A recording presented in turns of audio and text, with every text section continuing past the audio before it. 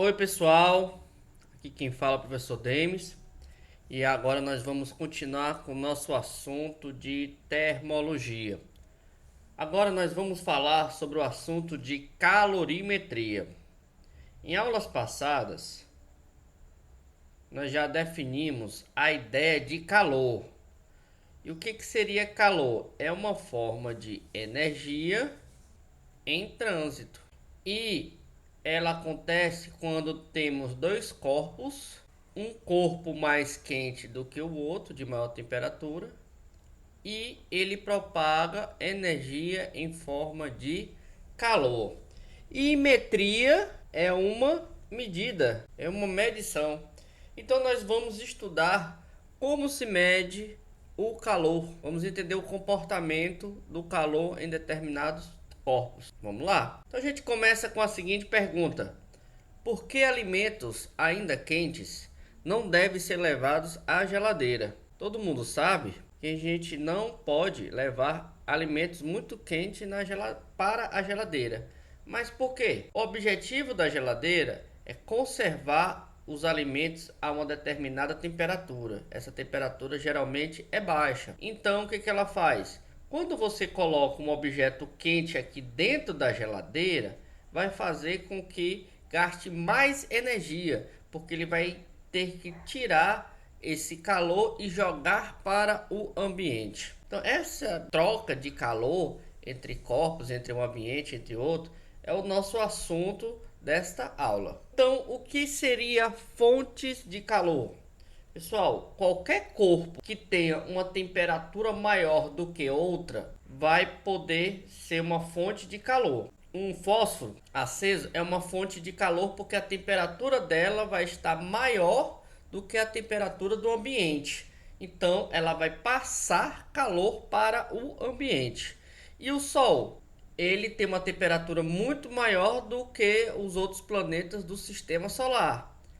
Então, ele consegue passar calor através de radiação térmica. Então, existem diferentes maneiras de passar calor: por contato, por radiação ou por convecção, como nós já estudamos anteriormente. A gente define como fonte de calor qualquer corpo que tenha uma temperatura maior do que a outra. Então, o que seria a capacidade térmica? Bem, pessoal, a capacidade térmica é a relação, ou seja, a razão entre a quantidade de calor recebida ou cedida pela variação de temperatura. Muito simples, pessoal. Olha, observe essa figura. Nessa figura aqui, ele está recebendo um calor. Vou colocar como calor sempre esse Q, certo? Toda vez que você tiver essa letra Q, ela simboliza calor.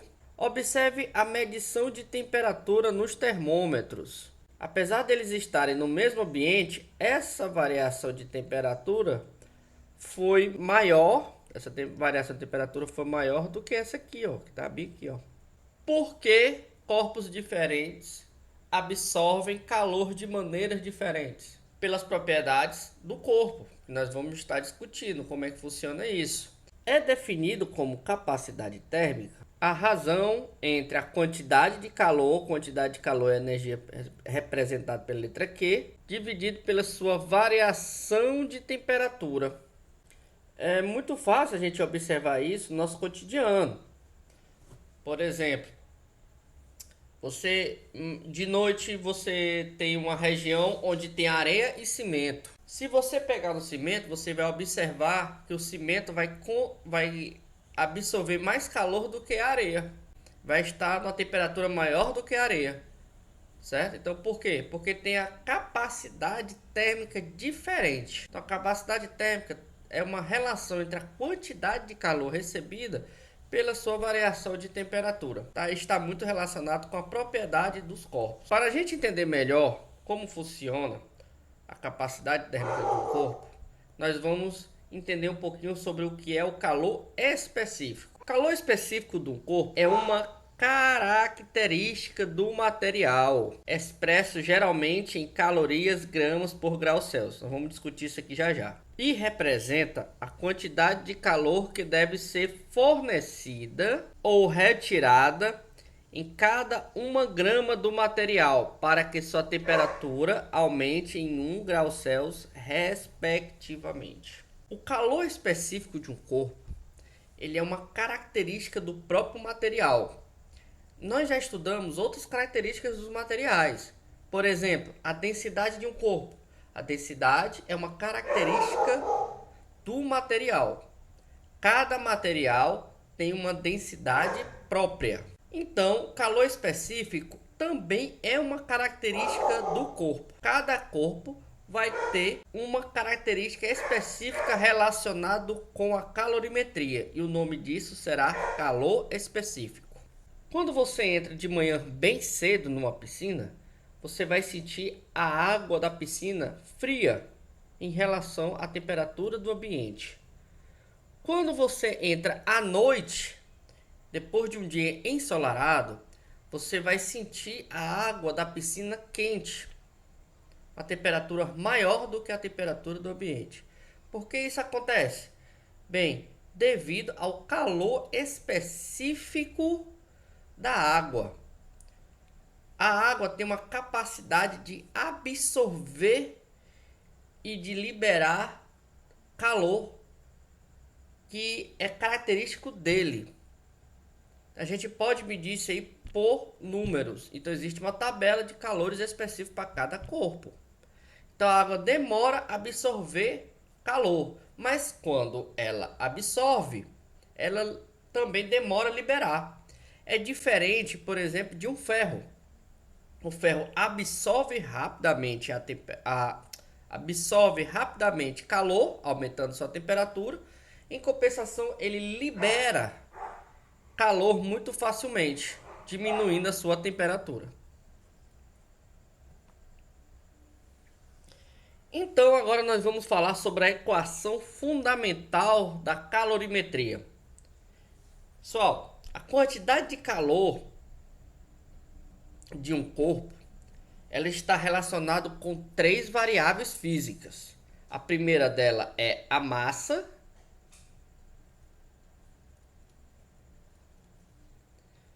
Esse C é o nosso calor específico. Nós discutimos no slide anterior. E o ΔT é a nossa variação de temperatura. E o nosso Q é a nossa quantidade de calor. A quantidade de calor, pessoal, é uma forma de energia. Ela pode ser dado em joules, que é a unidade padrão internacional, mas também em calorimetrias é muito comum a gente utilizar a cal, que é a calorias. Essa caloria é a energia, só que nos alimentos geralmente é dada em quilocalorias. Então a equação fundamental da calorimetria nos diz que a quantidade de energia térmica, que é a quantidade de calor em um corpo, ela depende da massa do material, do calor específico do material e da sua variação de temperatura. Vamos falar um pouquinho da unidade. Se você isolar o C nessa equação, o M e o ΔT estão multiplicando, então eles vão passar para lá dividindo. Então vai ser quantidade de calor dividido pela massa vezes ΔT. Então a unidade disso pode ser, se você utilizar a quantidade de calor como calorias, a massa em gramas vezes graus Celsius. Essa é a unidade de calor específico do corpo. Então aqui na figura a gente tem duas situações. Nós temos aqui uma determinada quantidade de água e aqui do outro lado tem um volume maior, o dobro do volume. Aqui nós temos 100 ml e aqui nós temos 200 ml. O tempo para ferver essa água que tem de 200 ml é maior do que a de 100. Por quê? Por causa da sua quantidade de calor. É preciso ter uma quantidade de calor maior, já que a massa daqui é maior do que a massa do primeiro. Então vamos responder aqui uma questãozinha sobre o assunto. Quando um corpo de certa massa M, formado por determinado material, absorve 200 calorias, sua temperatura é elevada em 2 graus Celsius. Outro corpo formado pelo mesmo material tem massa de 2m, Se esse outro corpo absorve 400 calorias, quanto sua temperatura se elevará? Então, pessoal, nós temos primeiro aqui um corpo de massa M e ele vai absorver uma quantidade de calorias, que é a nossa energia, de 200 cal. A temperatura nessa situação se eleva 2 graus Celsius. Agora nós temos um outro corpo formado pelo mesmo material, só que agora ele é 2m, ou seja, 2 vezes a massa do primeiro. E ele vai absorver 400 calorias. E aí a questão pergunta: qual vai ser a nova variação de temperatura? Observe que ele está perguntando o quanto vai variar. Primeira coisa, pessoal, ele é o mesmo material. Se é o mesmo material, quer dizer que ele tem o mesmo coeficiente. Ele quer dizer que tem o mesmo coeficiente. Ele quer dizer que tem o mesmo. Ele quer dizer que tem o mesmo calor específico, já que ele é do mesmo material. Então vamos colocar a situação A e situação B para a gente entender melhor. Na situação A, nós temos quantidade de calor, massa, calor específico vezes variação de temperatura. Aqui ele vai receber uma quantidade de calor de 200, ele vai ter um valor M, ele vai ter um calor específico e a sua variação de temperatura é de 2. Esse 2 está multiplicando, passa para lá dividindo, ou então dividir tudo aqui por 2. Nós vamos ter que 100 é igual a massa vezes C. Na situação B, nós temos que a quantidade de calor é massa C delta T. A quantidade de calor recebida aqui foi de 400. A massa M, se você isolar aqui, nós temos 100 dividido por C. Vou colocar esse 100 dividido por C aqui, na equação B. Vezes C, vezes delta T. Olha só que coisa interessante. Cortamos o C. Por quê? Porque ele é o mesmo material e está multiplicando e o outro está dividindo. Cancela esses aqui.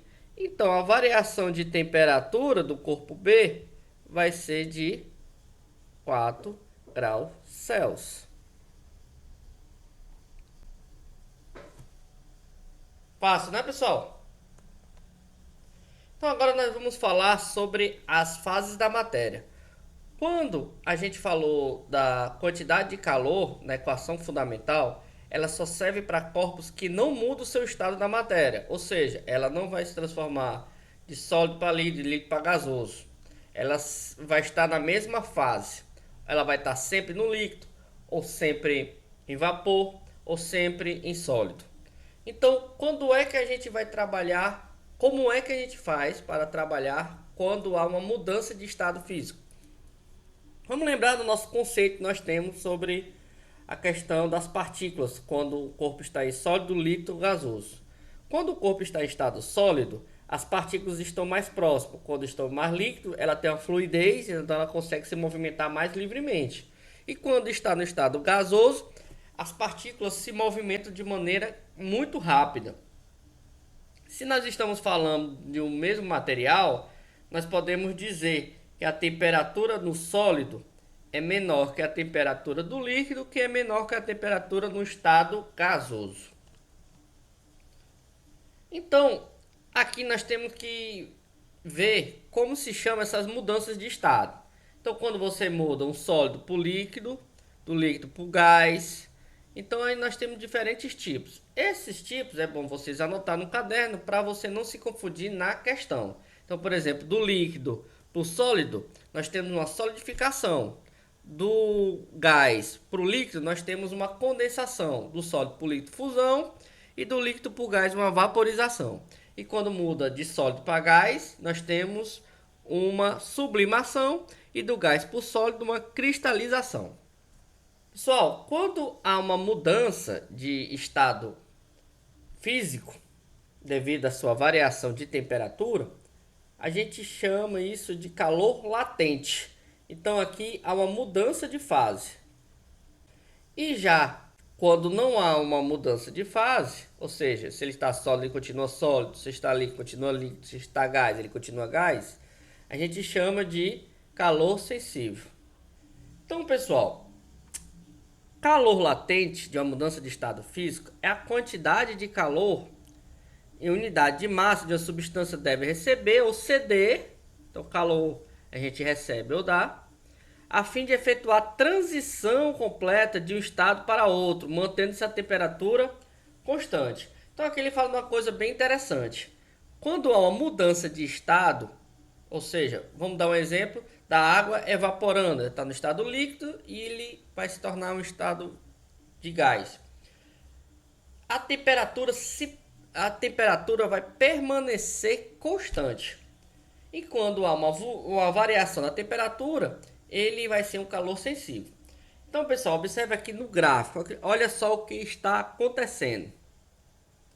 Aqui, a temperatura está aumentando, então ele é calor sensível. Aqui a temperatura está constante. Aqui ele está mudando de fase. Aqui a temperatura está aumentando, tem calor sensível, e aqui a temperatura está constante. Então é mudança de fase. Ok?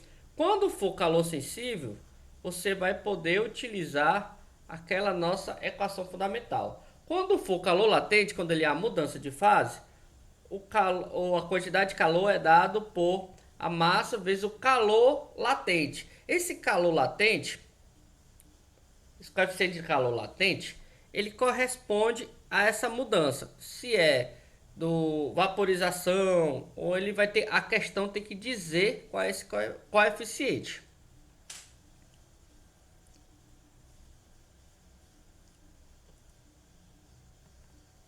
Então vamos praticar um pouco para a gente entender. O gráfico representa a curva de aquecimento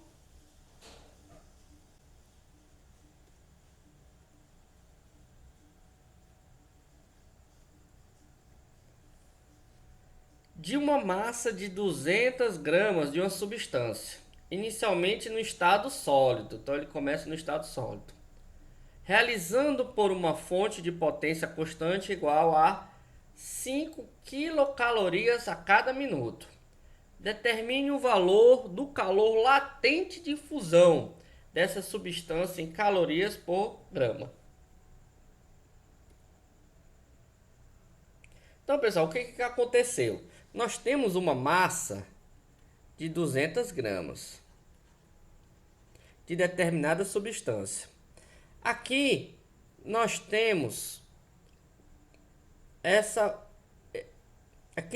uma potência que está relacionada com o tempo. Ele está dando aqui 5 quilocalorias. Quilo, pessoal, é 10 a 3, que é a mesma coisa de 1000 calorias a cada 1 minuto. 1 minuto. Então, vamos observar aqui no gráfico. Aqui no gráfico passou de 12 para 14, 2 minutos. Por que nós vamos analisar apenas essa parte do gráfico? Bem, porque nós queremos saber o calor latente de fusão.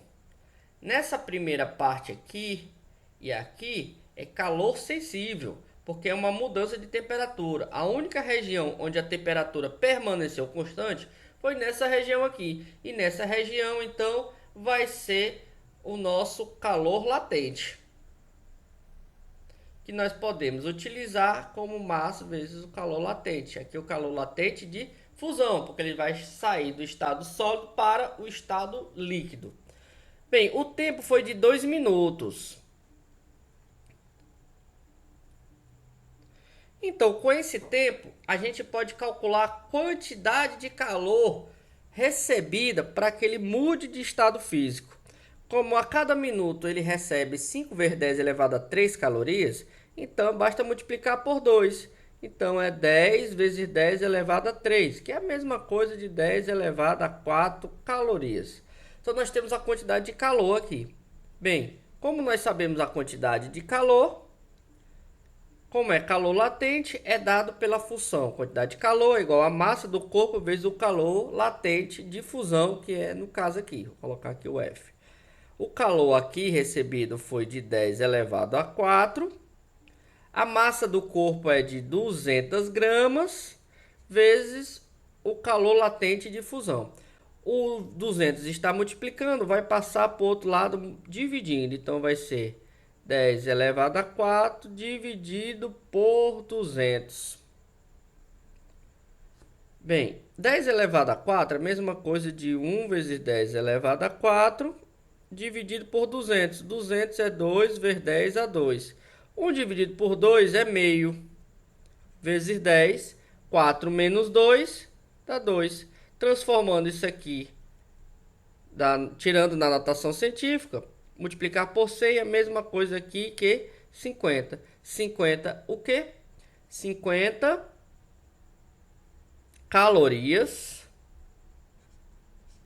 por grama. Pronto, isso aqui é o calor latente de fusão da substância.